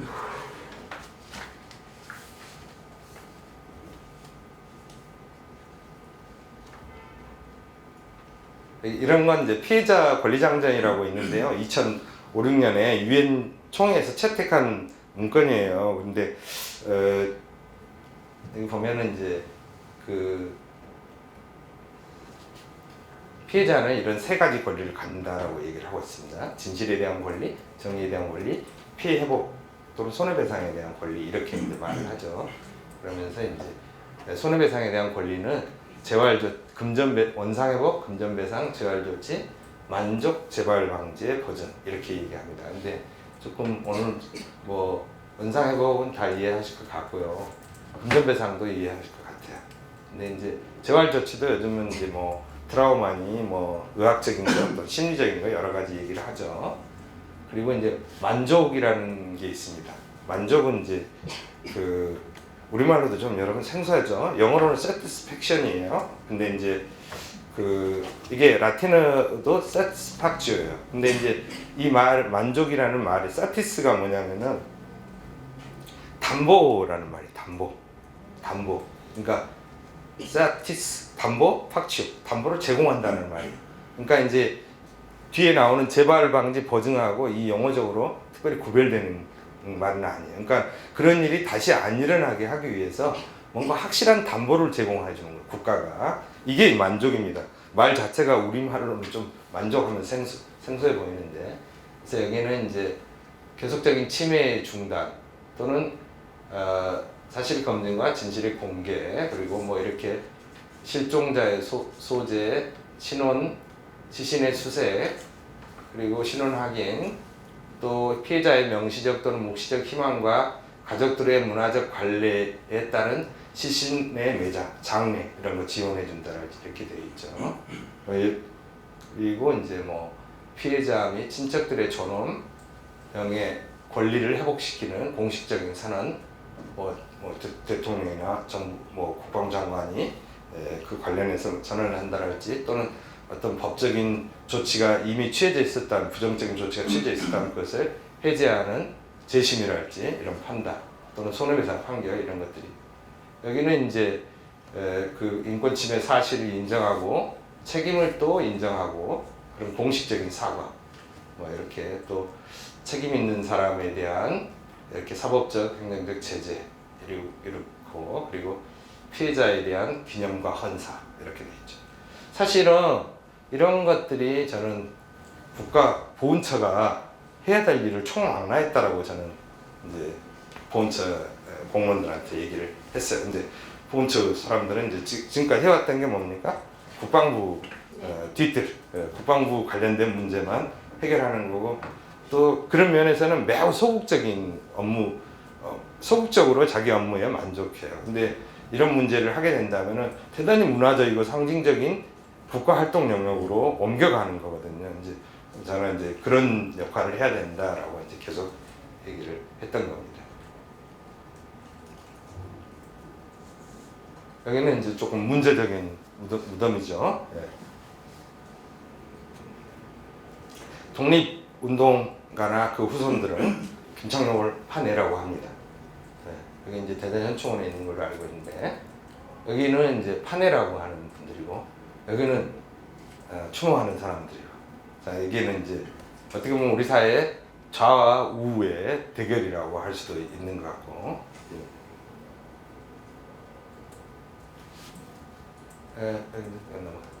여기는 시간이 6시까지 더 해도 되는가요?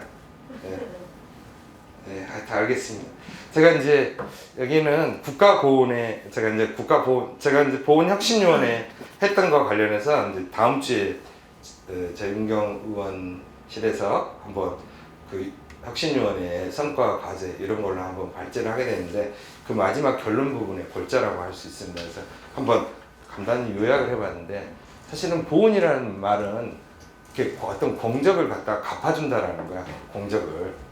그것이 이제 우리가 보상이라고 하면은 가장 손쉬운 이야기고, 또는 뭐 훈포장을 준다랄지, 또는 길이길이 뭐 그 뭐랄까 선양하는 방식을 고안한다랄지 이런 것들이 있겠죠. 이게 그런데 이제 현재까지 국가보훈 업무는 현재까지 대개 군인보훈 형태에 집중되어 있어요. 거의. 그런데 이제 군인보훈이 아마도 이제 우리 사회 구조가 바뀌고, 지금 뭐 한국 전쟁이 있고 베트남 전쟁이 있고 이러기 때문에 되게 이제 군인보훈 업무가 많았어요. 우리 사회. 근데 이제 만약에 그런 그 직접적인 경험한 세대들이 돌아가시고 난 다음에는 보훈처는 누구를 상대로 무엇을 가지고 업무를 수행할 것인지 생각을 해봐야 되는 거죠. 네. 그래서 저는 이제 아까 국가폭력 피해자, 사회적 잠사, 또는 민주화 유공자, 또는 다양한 형태의 사회공헌자 뭐 이런 사람들을 발굴하는 게 필요하고, 또 이제 그와 관련된 예도 또는 국가 책임, 그리고 이제 그와 관련된 교육들을 이제 보훈처가 하는 거 아닌가라는 생각을 해보는 거예요. 그래서 이제 여기는 지금 국가유공자법에 들여다보면은 유공자가 이렇게 4가지 유형으로 나눠집니다. 호국유공자, 독립유공자, 민주유공자, 사회공헌자. 원래 국가유공자라는 말을 누구한테 썼는 줄 아십니까? 맨 처음? 예? 네, 그랬을 것 같죠? 예, 맞습니다. 독립. 독립에다 먼저 썼어요. 이게 이제 유공자 관련법들이 만들어지는 그 시점이 그러니까 군인법은 군인에 관련된 법이 만들어졌어요. 군인 보상에 관련된 법이. 그러다가 이제 국가유공자, 그러니까 국가유공자 개념이 독립 애국열사라고 돼 있죠. 애국열사. 근데 독립운동하는 사람들한테 사용되는데, 마치 지금은 국가유공자는 이꼴 군인인 것처럼 받아들여지고 있는 거죠. 근데 이런 4가지가 있습니다. 다 설명 안 해도 아시겠고, 사회공헌자는 어떤 분들일까요? 소방공무원이잖아요. 네, 거기는 그냥 뭐 호국유공자 이런 공무원법상 그게 공무원 유공자로 들어가는데, 보통 사회유공자 하면은 공무원이 아니면서 뭐 예를 들어서 어떤 그 사직공헌 또는 의료 막 이런 활동을 하다가 뭐 사망을 하신 이런 분들 있죠. 뭐 예를 들어서 지하철에 뭐 누가 지하철에 누가 쓰러졌는데 그 사람 구하다가 자기가 지하철에 뭐 치여서 사망했다 하면은 그 뭐예요? 의사상자라고 하죠. 그런 것들이 바로 이제 그런 유형의 죽음과 사망자가 이제 일종의 사회공헌자라고 할 수도 있죠. 그런데 지금은 여기까지만 이렇게 다루고 있고, 특히 이제 군인 공무원 빼놓고는 매우 좀 인색하고 인정되는 절차가 까다롭고 이랬죠. 근데 이거에 더해서 저는 여기 문제까지 이렇게 파악을 해야 된다라고 생각을 하는 거예요. 그래서 이제 국가폭력의 희생자, 사회적 잠사 희생자를 기리는 거, 이것도 이 국가보훈 업무의 영역에 들어가야 됩니다.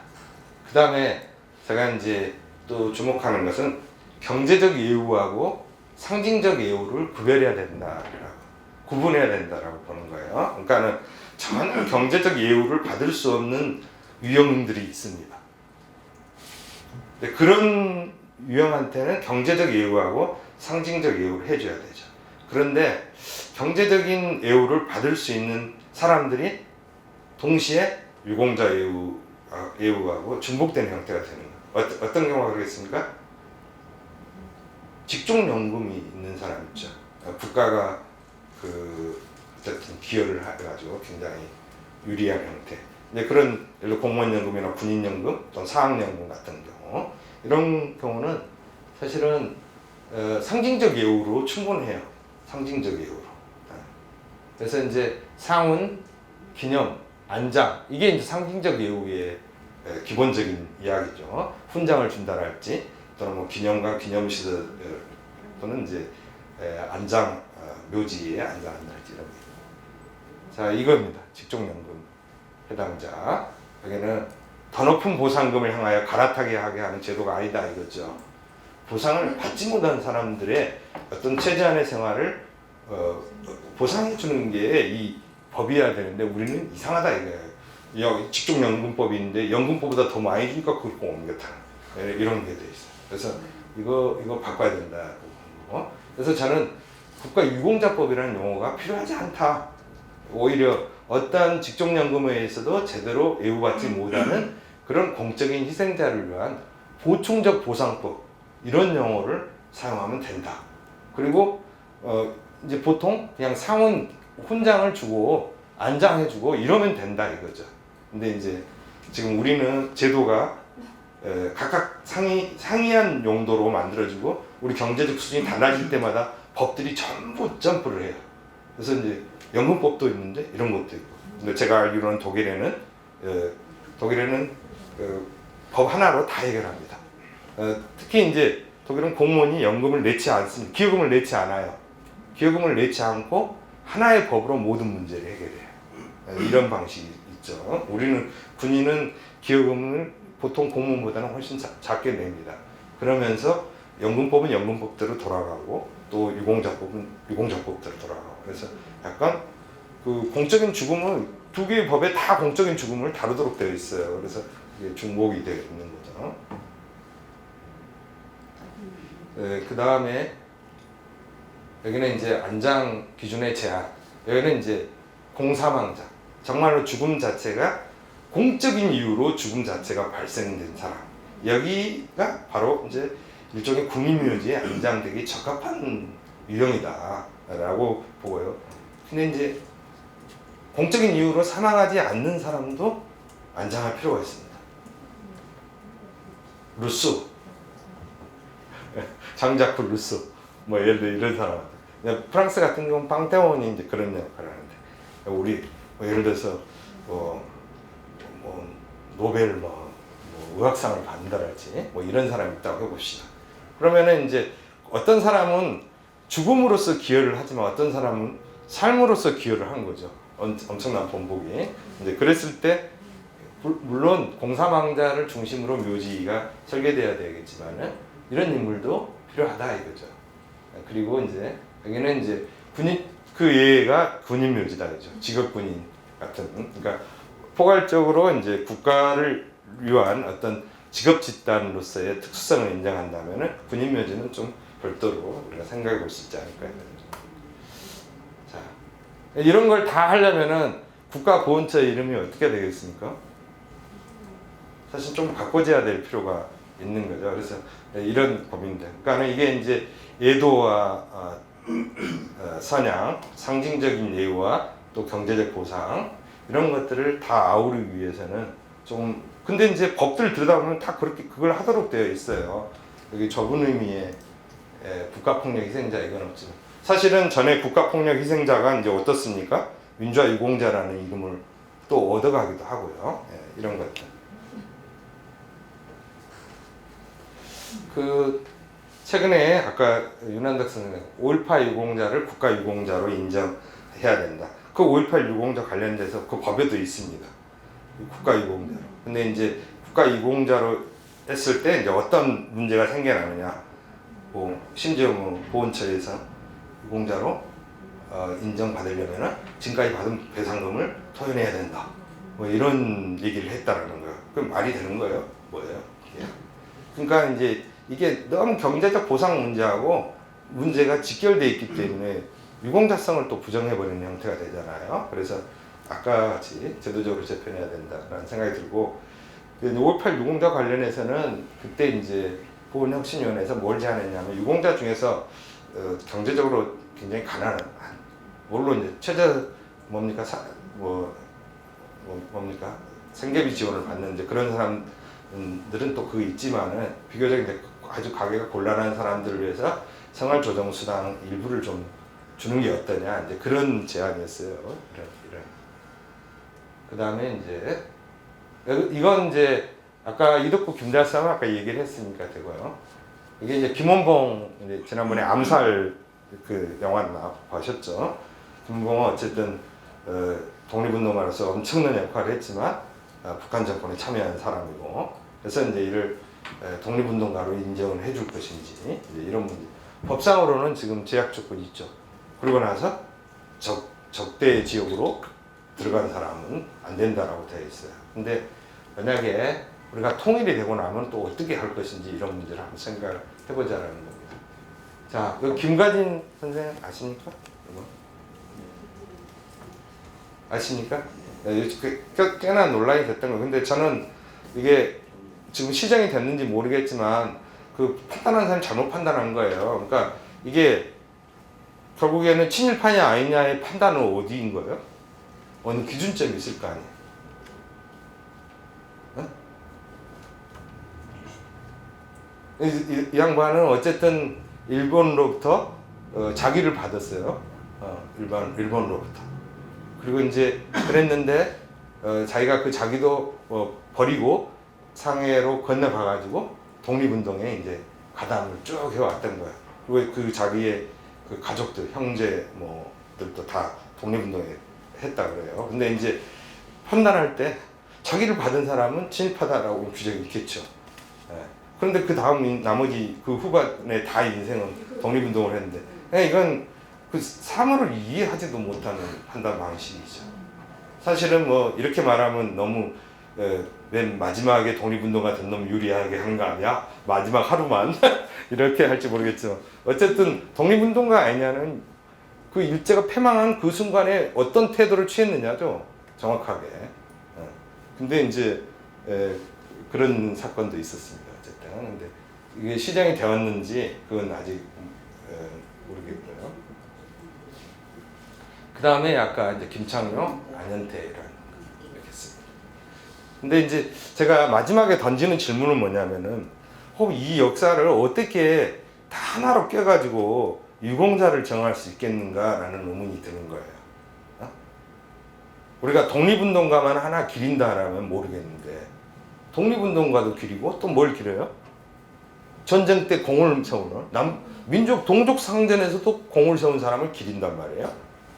근데 독립운동가 친일파가 전쟁 때 공을 세우기도 한단 말이에요. 그렇죠? 그 다음에 어때요?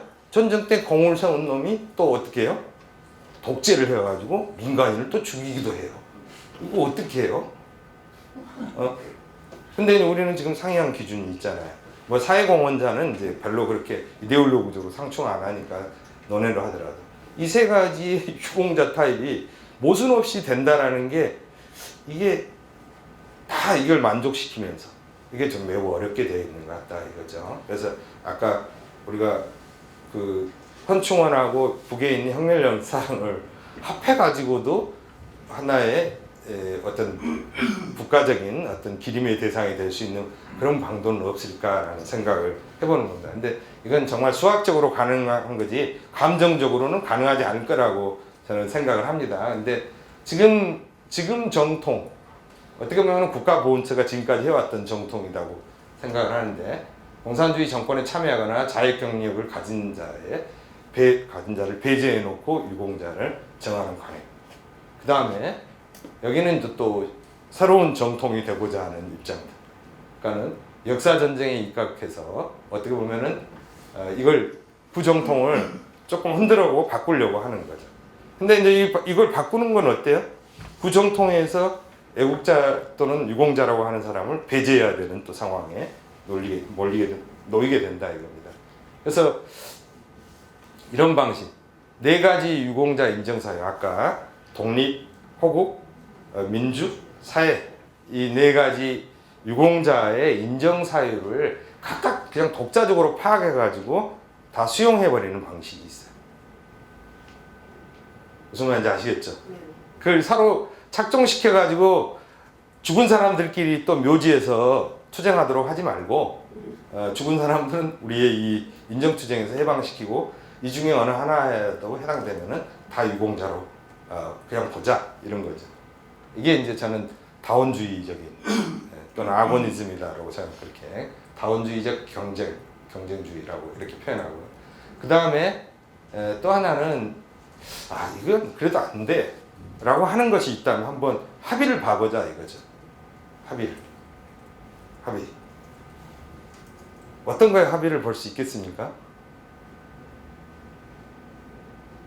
여기서 좀 배워가려고 하는데, 저는 이제 뭐 예를 들어서 전쟁 범죄랄지 인도에 관한 범죄, 어떤 대량의 인권 침해에 가담한 사람들, 뭐 여기에 근데 그 사람들 우리나라 유죄 판결 받은 적이 없어요, 그죠? 그러니까 그 심사를 따로 해야 되는 거야. 그런 민간인 학살, 한국 전쟁 때 공을 세우긴 했는데 공이 보니까 말이지 민간인 학살을 일삼 사람이야.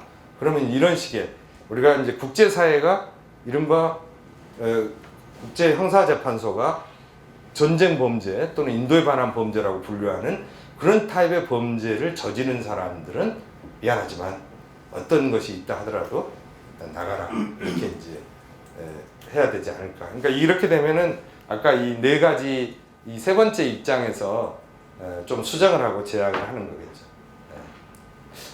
이렇게 하고 우리가 사망한 사람들한테 우리가 안식을 주는 게 어떤가라고 이제 저는 생각을 해봤습니다.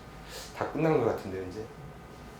이게 제가 이제 그리스 여행을 못한 걸 이걸로 또 다시 한번 달렸습니다.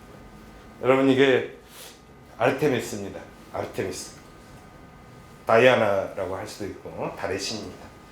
달의 신이 제가 여러분이 혹시 성적인 의도를 느낀다 하더라도 저는 뭐 상관이 없는데, 이게 사실은 그 임철호 선생 소설에 소설집이 있는데 한 3, 4년 전에 나오는데 그 소설 제목이 황천기담이라는 소설이 있습니다. 그래서 이제 어쨌든 약간 뭐라고 하죠? 매직 리얼리즘, 마술적 현실주의, 사실주의라고 합니까? 이제 약간 그런 계열의 소설인데, 어쨌든 그 폭력의 희생자들이 그 폭력을 극복하는 방식을 굉장히 뭐 상상적이고 판타지 같은 게 막 쑥쑥 나오는 이야기예요. 근데 거기에 한 작품 속에 여자가 나오는데 그 여자가 이름이 원려입니다. 원려인데 젖가슴이 4개예요. 젖가슴이 4개. 그래서 이제 이 말이 어디서 왔을까? 임철 선생 어디서 촬영했지? 이렇게 보니까 아르테미스가 이렇게 있어요. 거의 이게 거의 무한 젖가슴을 가지고 있어요.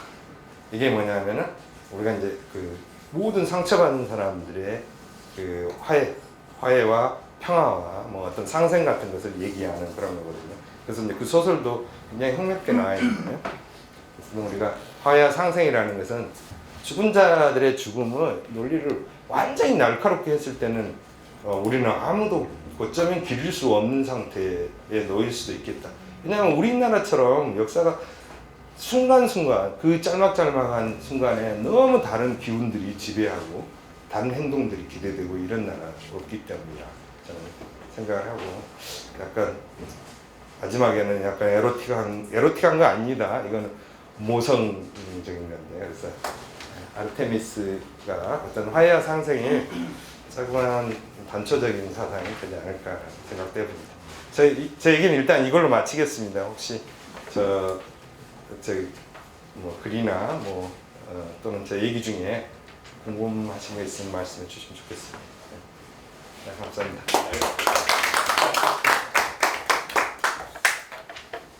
네, 잠깐만 계시죠. 예. 지금 이재승 교수님께서요, 아주 정말 알기 쉽고 또 풍부한 자료를 가지고 우리들에게 말 그대로 묘지의 중요성, 왜 우리가 묘지에 대한 관심을 가져야 되는지, 그리고 또 그 사후의 보훈 문제까지도 쭉 언급을 해주셨습니다.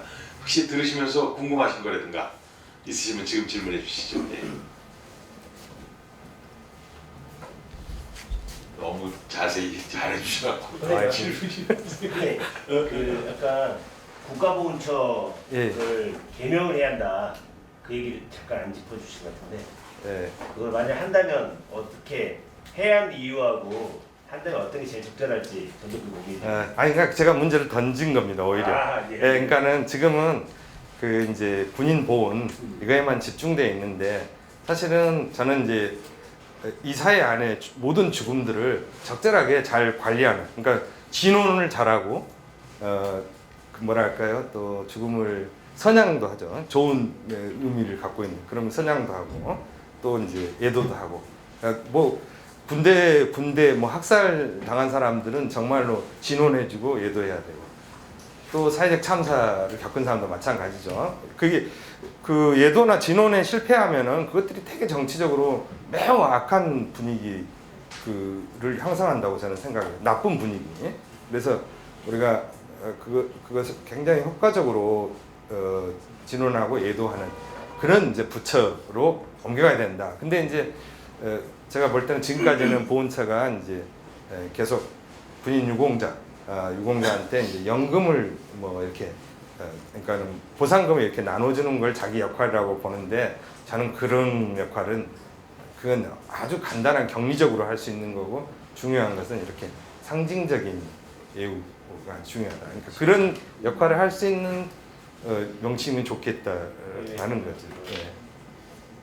선양 예우부? 아니 선양 예우라고 또는 뭐 선양 예도 그럼 너무 또 외국 사례하고 맞춰가지고 예, 국가가 너무 슬퍼하기만 할 것 같기도 하고 근데 어쨌든 선양 예도라는 굉장히 넓은 영역이 있다 이렇게 생각합니다. 그 국민중심 보훈혁신위원회 저는 이제 교수님께서 거기 일익을 하셨다는 거는 정말 처음 듣는 정보여서 근데 저는 거기에 대한 기대가 있어요.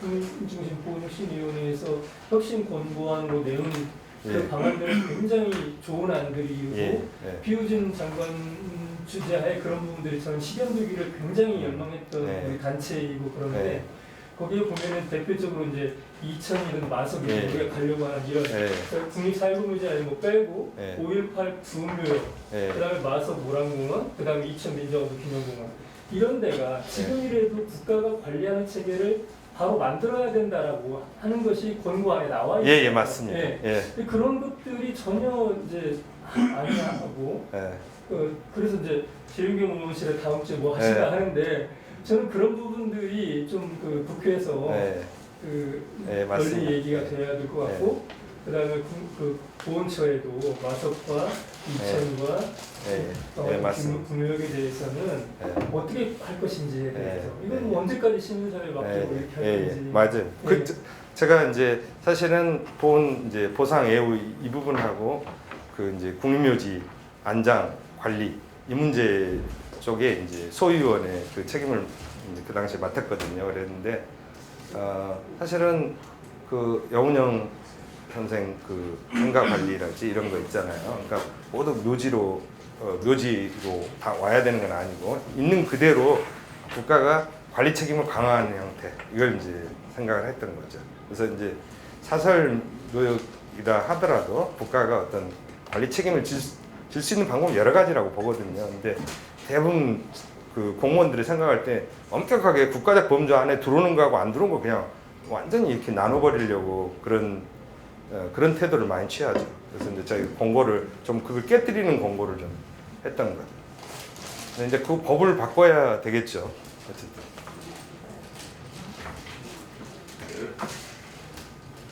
또 어디 뭐 궁금하신 거 없으시면 오늘 우리 열강을 해주신 우리 이재승 교수님에게 다시 한번 죄송합니다. 너무 늦게 와가지고 제가 1시간을 완전히 착각을 하고 이렇게 왔어요. 예, 여러분 이재승 교수님 강의를 통해서 아마 우리가 왜 다음 주부터 묘지를 찾아가야 되는지 그 이유를 아마 명확히 아셨을 거라고 생각됩니다. 다음 주 토요일 날서부터 9시 반에 출발합니다. 여기서 출발하는 건 아니고요. 이 아래층입니다.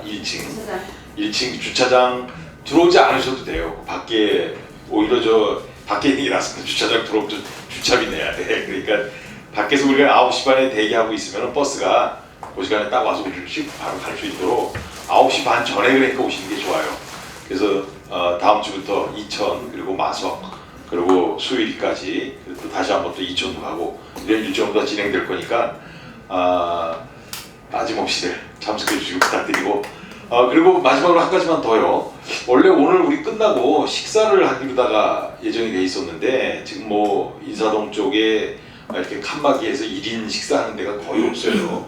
다 터놓고 식사를 하고 또 같은 숟가락으로 또 찌개라든가 이런 걸 먹어야 되는 이런 데가 대부분이라 식사하기가 적절치 않은 것 같아요. 그래서 지금 부득이 집행부하고 우리 얘기를 해가지고 햄버거를 지금 대치를 했으니까 여러분 나가시면서 햄버거하고 아마 물을 준비하신 것 같아요. 그래서 물하고 이렇게 해서 드릴 테니까 고르다가 오늘 떼시는 걸로 하고 대신 다음 주 이천 답사 가서는 아마 보다 더 풍성한 식사를 준비하지 않을까 싶습니다. 그러니까 그렇게들 아시고요. 오늘 조금 일찍 끝나나 이거? 자 오늘 하여간 그러면 워크숍 가벼운 워크숍은 요거서 마치도록 하겠습니다. 감사합니다. 잘해주신 여러분 다시 한번 감사드리고 비도 오고 그러니까 조심히 돌아가시기 바랍니다. 예 수고들 하셨습니다.